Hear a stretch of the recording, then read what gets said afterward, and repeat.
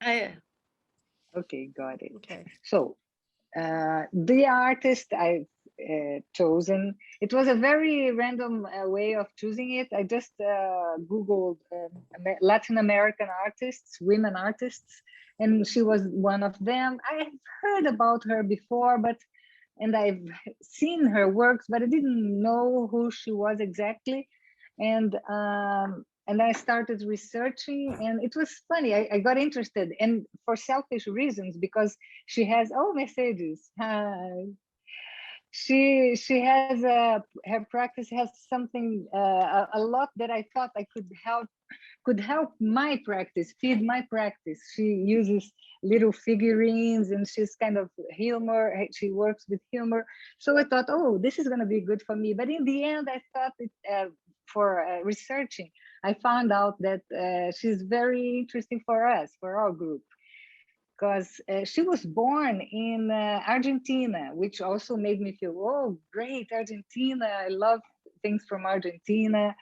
I was curious. Then she was young, still young. She went to Mexico to study there, and then she studied art, and then she went back to Argentina. She finished her studies in Buenos Aires, and when she was around 20 something, she went to New York. So she was there. She went to study in an institution. I can't remember the name right now. No, it's here. It's called Pratt Graphic Arts Center. I have the PowerPoint here to share with you. I should let me share the screen here. Yeah, you're a host now. You can present. Okay, fantastic. It's not very organized, but at least it's just so. I went there to check who she was, and then they realized that she went to back home to study. And when she was 20 something, she went to New York, went to this institution, and there see how many things she does: works on paper, prints, works on canvas, photographs, installations, videos, public public art, theater. She's amazing. She's still alive. She was born in 41, so she was 20 something when she was in New York. And there in this Pratt center, she met this guy from Uruguay. He was born in Germany, but he went to Uruguay since he was a kid. So he was from Uruguay, she was from Argentina, and there was a third guy from Venezuela. And together they created what they called New York Graphic Workshop. And it's so interesting because they were relevant to the scene at that moment, because actually her mother used to work with printing, and her father came from the theater, so art was kind of in the family already for her, and she was pretty much into printing and printmaking. And so they created this group, and they were of course trying to penetrate the art world, but they were rebellious. It's interesting. I watched one interview with her, and someone asked, do you consider yourself, because she's still in New York, she's still there, she's already 80 something, but she's still in New York. And she said, do you consider yourself a universal artist or a South American artist, Latin American artist? And she said, no, for sure, Argentinian. I was born there. This is my culture. So she's still like, she's there, but she said, I speak with this strong accent. And when they got together and created that group, one thing that really united them was they were away from their places, but they were still being vocal about dictatorships in their countries. They were not like, okay, let's not care about what's going on down there. And they established themselves really well. There is even a very interesting anecdote with Salvador Dali. They were cool. They took part in the information exhibition at MoMA. Dedea, when was that, please? She went to New York in 64, and this was like 60s, 70s. The information exhibition was in 1970. So more or less you have an idea. and let me see if the image is already. It's like I was telling them, oh, this was her Liliana nowadays. Actually, a little bit early. Now I think she's even older. And I thought, oh, Liliana, you know, when you don't know an artist and you don't know how to grab the artist, how to, you know, how to start, which door to open. And I thought, oh, okay, her work is quite Instagrammable, I think. Oh, good. But then when I went back to the beginning, it was so interesting. And then I realized, because I thought, oh, this nice old lady just looks like me. But then, okay, see, Liliana Porter. But then I started looking for her I work. know her. You know, The miniatures. yeah, exactly. I've seen And so many. She's great. Yeah. she's great. She's Wow. great. And So, such a sense of coincidence- humor links to your work and research. Exactly. Completely. Exactly, a strong sense of humor. And the coincidence is every week I follow this guy, Zeca Camargo. He's writing for Folha de São Paulo. There's a column in Instagram. He has something quite interesting. Every week he shares some artists from all over the world, like musicians and painters, whatever, from Asia, Africa. He's really, and he has a very interesting art collection. So every week he speaks about people from all over the world and shows one of his works, one of his pieces in his collection. And this week was a coincidence. Last week, the week when we were preparing to talk about her, it was Liliana Porter. And I said, oh no, really? It's a cute little work because she draws also. And then there was a little rabbit. She's pretty much into Lewis Carroll and Alice in Wonderland.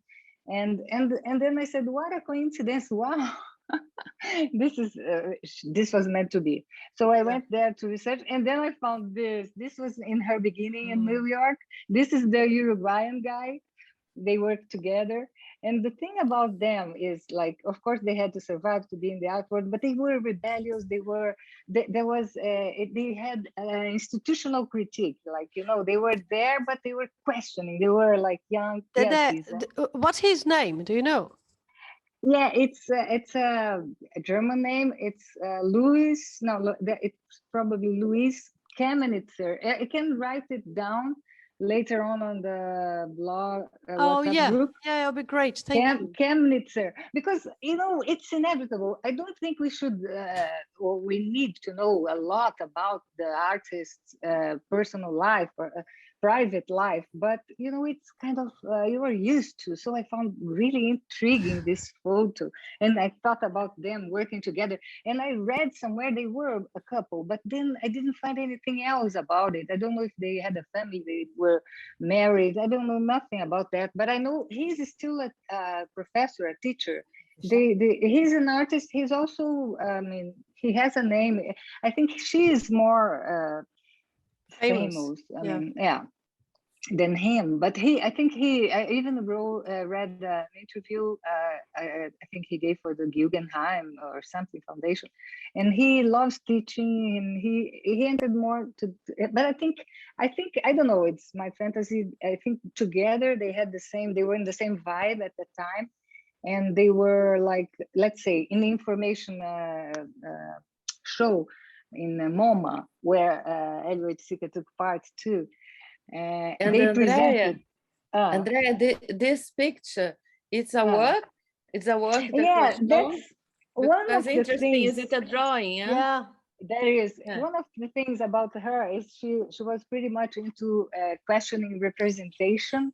She was always playing, like, let's say, taking a photo of a nail and then printing, and then using a string, a real one to attach, always making you confused about what's real, what's not real, the object. It's specifically this one. I think this one, she used to do, I don't know, I can check, but she used to do like etchings and all kind of techniques of photograph. When you use a photograph to do printmaking, you know, also. Silk screen? A silk screen too, she used to do. Was that her work, his work, or collaborative? No, I think this is her work, because later on she used it again. I will show you. there was a series like, and she shows herself and she's playing with this years later. I think is at the time, there are many anecdotes about this graphic workshop. They participated in the information exhibition in MoMA. What they presented was a poster of an exhibition to happen, like it was an announcement of an exhibition. So people would approach and see the poster, and they had available envelopes, and they would write down their addresses, their names, and then MoMA would send them the poster later on at home. And then it was a fake exhibition, because this, in the poster, it was written that it was going to happen. And then when you got it at home via mail, you would see that the verb was in the past. So it was presented. It was kind of a little joke, because they also were really happy to make MoMA pay for the expenses to send the thing, to print the posters. And they had a work that is really intriguing. It's like they sent a letter, and inside there was a paper, a blank paper, and there was instructions. After you receive it, crump it and throw it away, because you know they wanted to like printing is something that it's so good because you can make many of the same. So they wanted this to be the reason why they wanted the concept to be bigger than only thinking, oh, this is perfectly printed.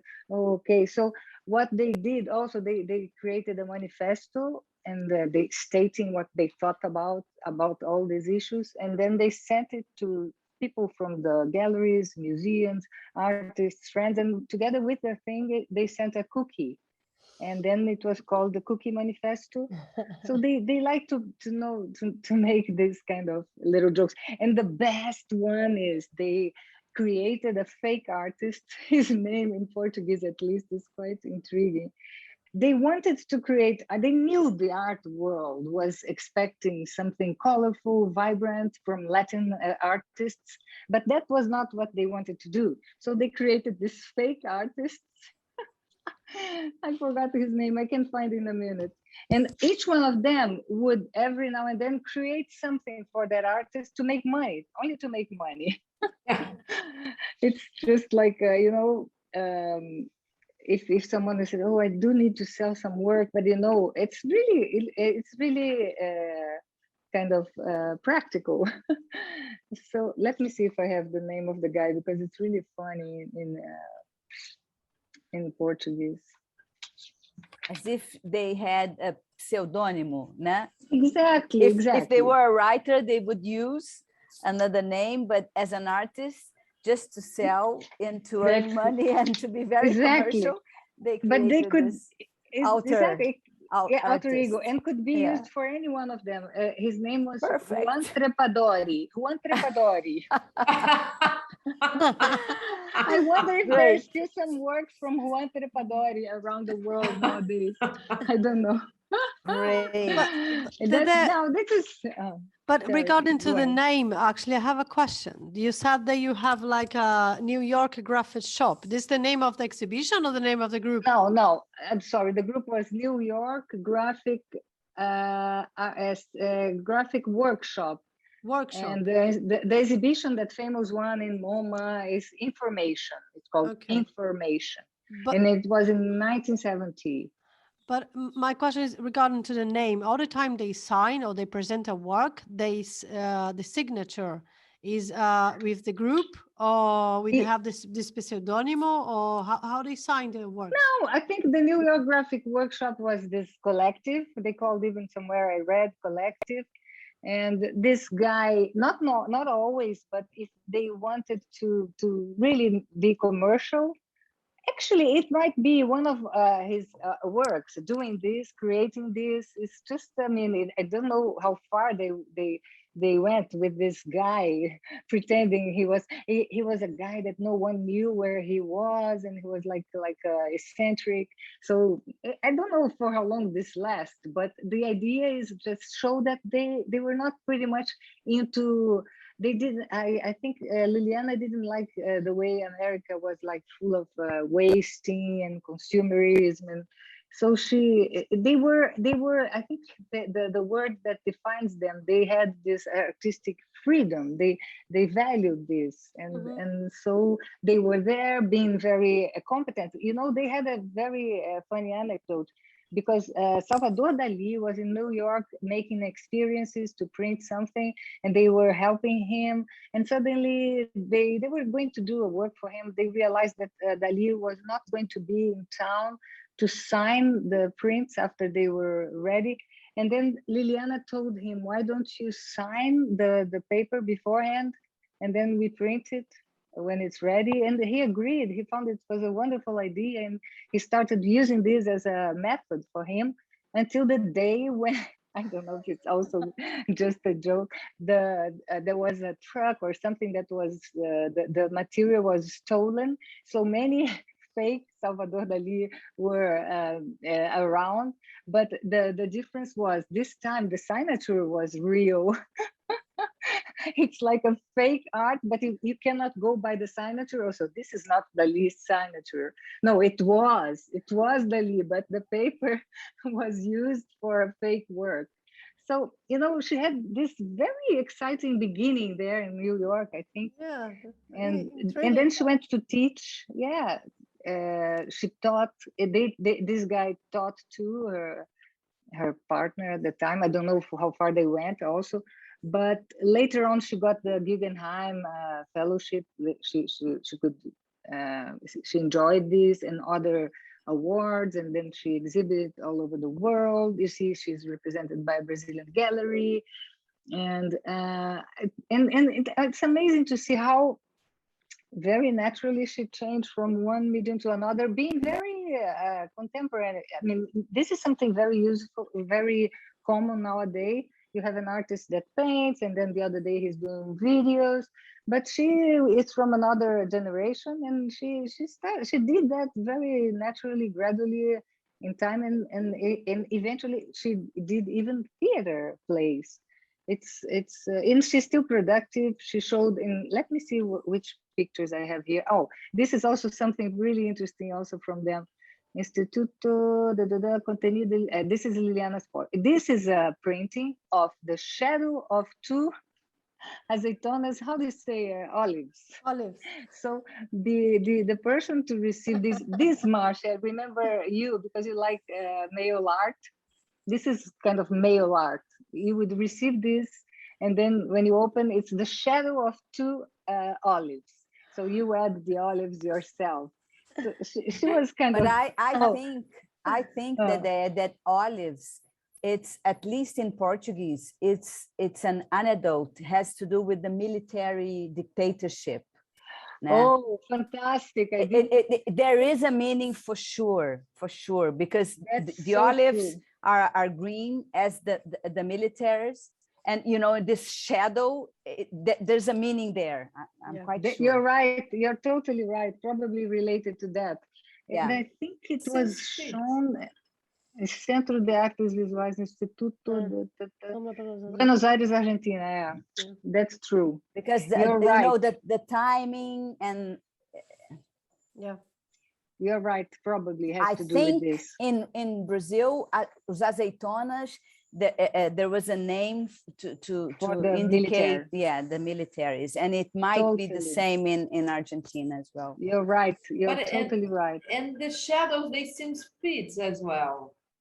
Say it again, Pachi. I didn't. What? It seems fit. Yes, maybe something related to this, because in fact, when you look, it's not olives. Of course, it seems much more. Yeah. Traces, no? Like footsteps. Yes. Or fingerprints. Footsteps, much more than maybe she puts olives just to to link I don't the know, information. escape Yeah. from Maybe she issue. thought about that later. No? She was doing this, and that's something so true related. because it's Yeah. related to military, to violence, to stepping over. Yeah. And you're right. See how many things we can, how many different ways we can read the same thing. It's fantastic. Especially because it's really perfect. The banding, you know, to see like olive. If you put an olive in a paper, be much more dirty and not perfect shape. Mm-hmm. And the olive it's completely round. Yeah. Yeah, it's too perfect for being. Yeah, it doesn't. Yeah, there's no link to an olive itself, but I think the meaning is about the militaries. Yeah, you know, totally. they were always in duplas, how they in smash. couple. Yeah. Yeah, no, I and agree. also Super. And they were pretty much into like not using specifically her work for protesting, but they were vocal. And then when this guy, the third guy that was a Venezuelan, that he accepted a position in an institution that was not protesting against the dictatorship or maybe even helping or something like that. And they decided to split. So they said, no, there's no point in being together. We have different, we think differently. So they were really kind of sticking to their, you know, the way they thought. Ideology, exactly. So this is, I forgot to show you the image in MoMA, where they had the poster and the envelopes and would just fill and send it. The museum would send it. This is a work she presented somewhere in Latin America. It's quite interesting because she produced some shadows on the wall, and she painted it like stencil, the shadows, and so invited people to the show. And when they got there, what was there to see? And their shadows were mixed with the shadows she painted on the wall. She's always playing with this, representing the real, the not real. Yeah. So great. It's great. It's great. It's simple but great. This is one of other work that she showed somewhere, I think in South America, where people could just get one piece of paper and throw away, do whatever. And this is the work. It's always related to the crimped paper. Very simple. Reminds Márcia também, interests. Yeah. Yes. I think there are few things that connects to your work as well, Márcia. Don't you think? That's true. Yeah, I like in a skilled way. these works. Yeah. And this one is just, I chose this one to show how she loves to play with representation, because this is a printing off the hook. Yeah. It's just printed there, but it seems to be real. So she gets the string and ties it, and then it's just great playing with this. Amazing. It's great. Yeah. Oh, this is also, I think this is a photo, and then this drawing. Amazing. Yeah, she takes the line and uses there. It's a kind of collage. When you mix a print with a picture and with a real intervention. You're right. Yeah, that's true. A kind of collage. Different materials, but they were just opposing. Yeah, but they were thinking about all those things at the same time. This is the moment when art was questioning everything, né? Como é que é isso da? So the status quo. It's exciting to see how they were. But this plano, line, né? O plano and the real world, isn't it? Yes, and the representation. So, but the lines and the simplicity has, as you said, quite a lot to do maybe with my paperwork and all. But this one is the idea of this one has a lot to do with Mario's work last week, isn't it? The representation and the real thing. It's completely different way, but it's the idea is there. That's true, Mario. Look at that. Fantastic. Totally, Marcia. Well remembered. And has to do with that photo of both of them with the pencil, so putting two people together, isn't it? It's beautiful. I didn't know this works. Great. Oh, neither did I. I think maybe I liked better the ones in the beginning, but I also came to understand better the ones that she. This is also about representation. Great. Yes. That's great. Yeah, it's like what is what? It's a drawing. It's a printing of the images. It's fantastic. Fantastic. And this is the ones that this was similar to the one Zeca Camargo, the journalist, had at home. They're so cute there, and I remember Marcia too because of the notebook paper. Yeah, the notebook and the lines. Yeah. And it's the little rabbit from probably related to her influence on Alice in Wonderland. Oh, and it's a cushion. It's what is that? It's a cushion. I think the It's a cushion is pillow. attached. The, it's a little pillow. The rabbit. Oh. So that's when she started doing small things. She started later. First, yeah. This is from 2000. What is the pillow? I don't know. I think it's I don't know really if it's a fabric. pillow, but it looks like, no? Yeah. As if the rabbit is lying down. Yeah, but what's the pillow? It's a kind of. I think it's a little bit of fabric. Fabric. Okay. Or maybe fabric, even a little fabric, like a little cushion, tiny little one. And it's called Dreamer, so really it's a pillow. Yeah. Yeah. Seems to me that she did it, took a photograph, and we're seeing the photograph of this. So it's many as layers. Andrea said, layers, no? And as we see, she did the 3D, then she photographed, and then she stamps and draws on and it. She named it a collage. She named it collage. Yeah. And collage. Lithograph. Lithograph and collage. And That's collage. it. That's true. Fantastic. So this is another one, and she places the little. What is this? There. I don't know this one. I don't know. I think it's it's called the obstacle. Obstáculo. Yeah, it's a little. Can you see what stone? this? It's a little stone, little gravel. How do you say it? We can't see. It's too but tiny. For me, the pillow and the stone looks very much real. I don't know. I'm not sure if it's a photograph. Looks like maybe. I think it's a lithograph, Marcia. She says lithograph and collage. No, but the lithograph could be the drawing. Yeah. And the collage, the real pillow. And the real but how she well, because the rabbit that is the head of the rabbit and the ears, they are not lithography. No, maybe they were made by pen. Yeah, they were collaged there. Maybe the head is, or it's a ribbon or a metal wire. Yeah, like actually, like later powder. on, like powder. Remember like the little figures? Yeah. And later on she comes to use stuff glued to the canvas. I think like this.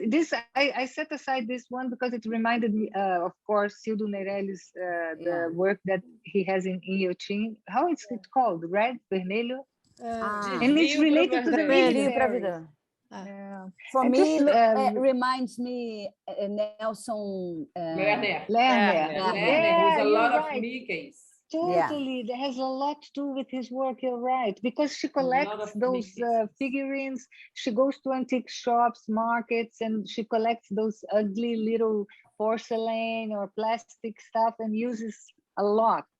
You're right. It's just like it's a mini monumental work, nah? Because it's done with miniatures, but she does like meters and meters. Yeah, I like that definition, mini monumental. And the work she presented in the biennial in 2017, I'm going to show here. It's also like that. It's a huge thing that was broken, but it's tiny little creatures. And let me see if I have here. Oh, this is like. She likes to combine objects from different origins. In this case, I think she took a photo with a Polaroid of the little soldier, the Nazi. It's great. It's great. And then she combines with the little figure, the little sculpture that she bought somewhere. And she likes to have them dialoguing, which I understand a lot, because sometimes I get a person I cut from a magazine, and then I have this person that was in a magazine from years ago talking to another one. So I think it's something that she likes to create. Her work is really narrative and has theatrical mysterious. Oh, this is another work. This is confusing because there is the thing, and then there it's a photo of the broken thing. So I don't know. She probably took a photo of the, no. How did it's she do that? No, I think it's past and present, isn't it? It looks like it happened, but it couldn't have happened. Yeah, of course she could have two of the same kind, but at the same time you were wondering what's I'm not sure if it is the same bird. I think she gets just the head, and the rest is a fish or something else, because if you see the tail, I don't know if it's the same. It's hard because we cannot see the other part of the bird. Yeah, that's green. True. We can't see. Yeah, this little tail here could be this, but it looks like a fish. But then you have a white, and there is no white there. Yeah, that's white weird. body. Exactly. Oh my gosh, now it's Barão, barrão, né? Barrão. I was going to say that. It has lots to do with barrão. This I don't know if Josefa knows. Barrão is a Brazilian that works with broken. She likes to play with the fake news. Yeah, you think it is the same, but it's not. You're right. So Josefa, afterwards we can give you the references, the Brazilians we are talking about. The bird is posing in front of the picture of his dad. Yeah. Wow. Wow, this is intense. This was me. I'm gone. It's incredible how the mind, how the flew the representation. It's wonderful. So little thing can cause so much. This is one example of the things she does. She's like combining these creatures and photographing them. And this is fantastic also. The little bird looking at a photo of an egg. This is beautiful. Oh my gosh, sorry. Look at that. The computer is so fast. Look at that. Brancusi. It's fantastic. Look at that. Perfect. Perfect. Fantastic. This one is fantastic also. It's the little figurine watering the plate. Oh my! This is also you make relations in the 2D, nah? And Liliana, it's in 3D. So there is this the mindset has to do, but actually that's true, the way she builds it, it's different. You're right, because I use just the cutouts. Cutouts are bidimensional. You're right. You can change. Actually, the scenes I create, I use objects also in the scenes. I create 3D. I combine 3D with the flat.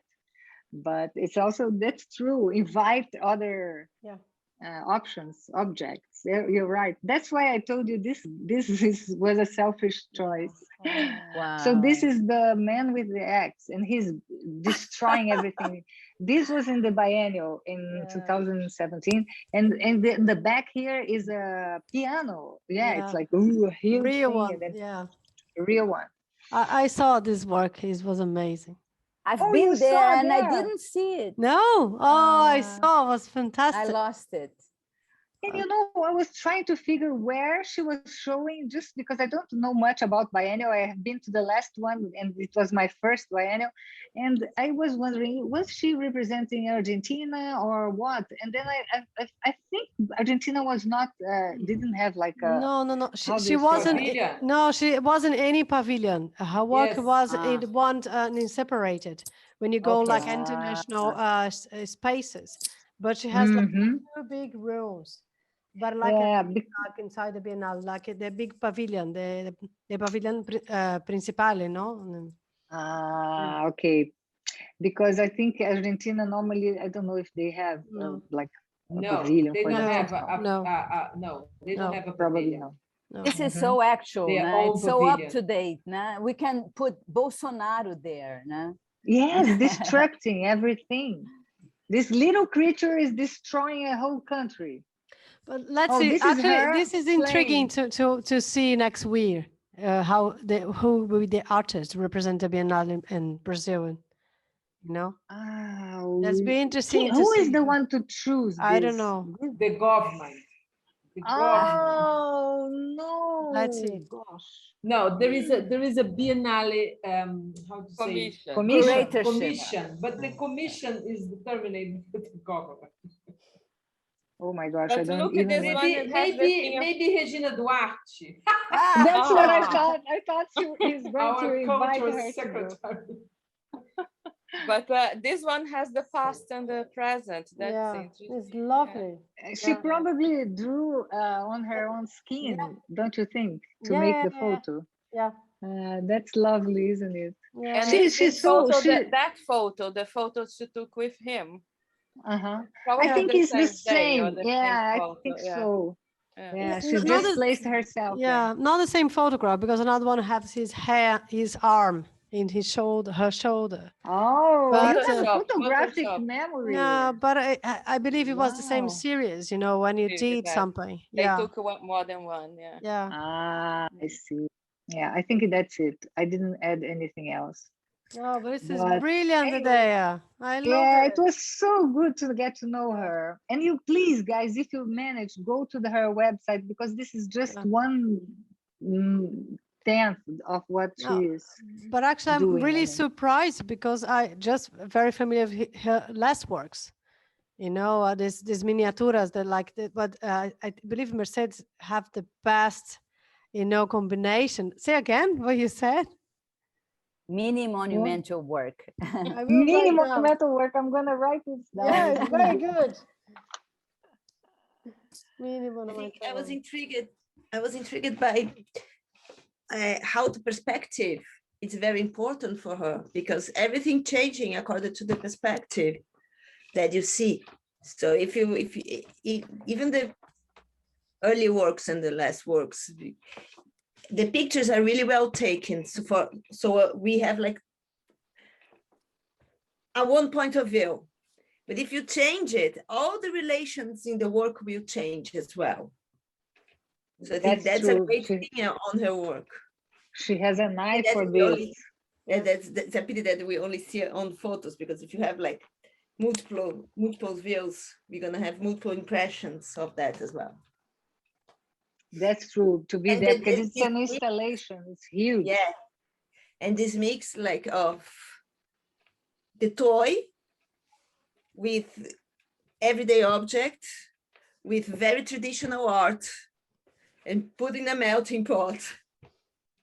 I think that's very. She's not afraid. No, exactly. She has this freedom. Quite interesting. And I'm sorry I didn't bring any videos, but the videos are, and she works with the same people creating the song together, and and I even decided to go to Instagram to see if she is there, but she has just a few works there, and it's kind of redundant to see her there. I don't know. She's not supposed to be there, I think. Because although her work is really, really the kind of thing you get to see in Instagram, I don't know, I have to think about it, how it doesn't really, why we should not, why is it not for her to be there? Because she's, I don't know, I have to think about it. Do you know what I mean? Yeah. I think wouldn't have the same impact. Maybe she should not to be there. Yeah. It's there. She's there, but it's just a few words, old words, and no. But Andrea, it was great. You said you didn't prepare much, but it was a great presentation. It was really nice. It was not organized. It could be better, but I mean, at least it was legitimate because I really got she surprised me. Her work was kind of and more, it's interesting. More. I was thinking, I got curious about also this thing that Madi said about how she has this freedom of putting everything, and how did this political thing just come so slightly, at least in the ones we saw, you know, the olives, and there are some soldiers, and there is the time of the dictatorship, but it doesn't really show that explicit, isn't it? It's very subtle, subtle. And it's funny if you get to see her having a lecture or something. There are lots of them in the internet, YouTube. She has a voice. She speaks like a child. She's not. She's very humble. She's not trying to make herself look more smart or whatever. Sometimes she doesn't even answer the things that people are asking her. I think it's more very natural. She's very quite metaphysical in her way of thinking and elaborating. She's influenced by this literature, everything. It's not that she's not sophisticated, but she's very humble. It's like innocent. She's not trying hard to please. It's funny. And her voice is really like a little girl. I don't know, she speaks like that. But alone, it's not because she's getting old, but she's really like that. So I recommend you having a look.